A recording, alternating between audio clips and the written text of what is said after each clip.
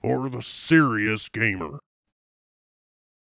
Hey, this is Guns for Hire from NextGenTactics. This is the Novice Guide video series, and this one here is actually just a general introduction to first-person shooters, specifically for Modern Warfare 2.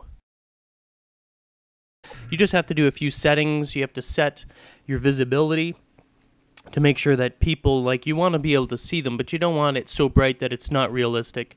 And then you're adjusting each time for any ID you have to adjust the screen, so adjust how wide it is, and then you're going to do the vertical width, and that's just to ensure that you're getting the proper picture. On here I know it shows that I'm doing short, but on the TV that I actually play it on, it's fine. Next comes the warning, and that's because of that the infamous airport scene that you can skip if you want. So parts of the game: Spec Ops, Special Ops, the campaign mode, which is the story mode, and then finally multiplayer, which we're going to be covering in this guide here. Spec Ops we will cover, but you'll see the website for that.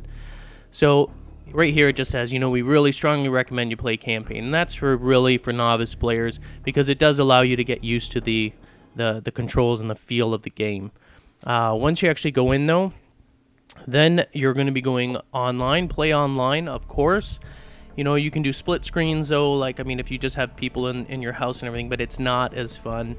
LAN party, obviously, if you're interconnected within a LAN party, a lot of PC gamers do that. Next thing you know, you got options. You can adjust all these. We'll go into this later, but for now, just know that you can adjust the buttons, the stick layouts, and all the sensitivities for that. For the tutorial, we're just going to go into a private match to show you the basics. And when you first start the game, as I'm showing you here, there's only certain games that are available to you.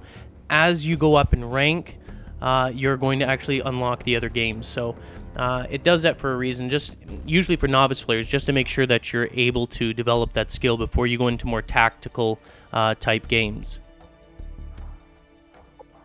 Later on, we'll actually show you a little bit about call signs and kill streaks, the barracks, how they work, and the invite system as well, which is fairly basic.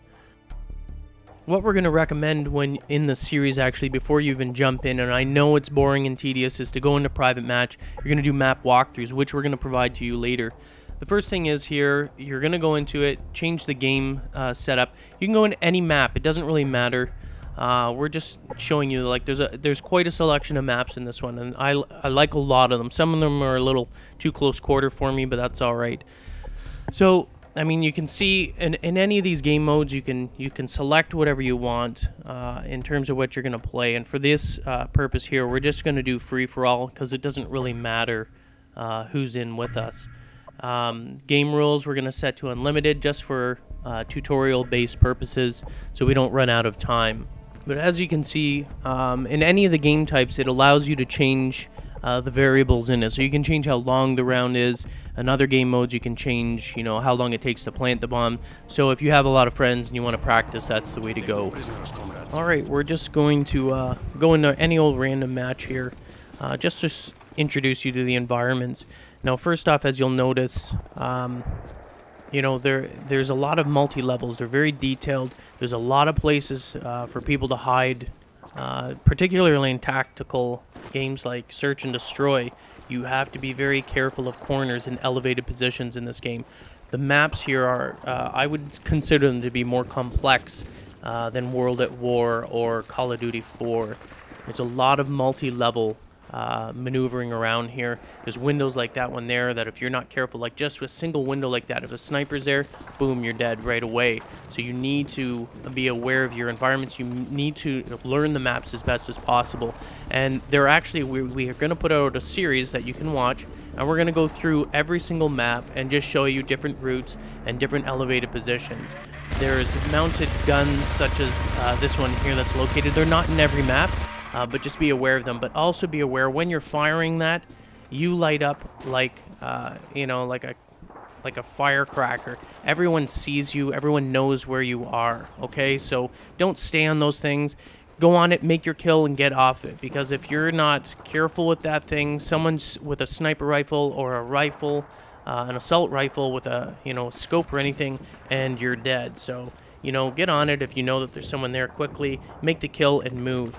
Again, watch the environments. There's all sorts of elevated positions that you can see.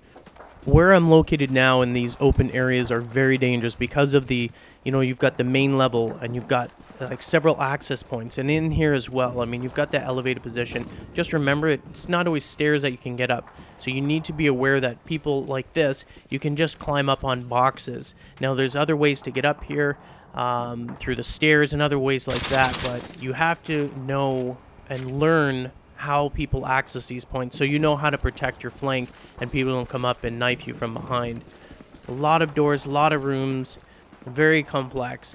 These are like very much urban warfare. I would say these are more urban warfare than Call of Duty 4.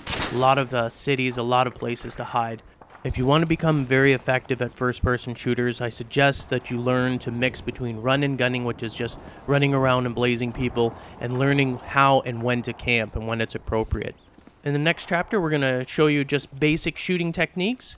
For more strategies and tactics on Modern Warfare 2, visit NextGenTactics.com.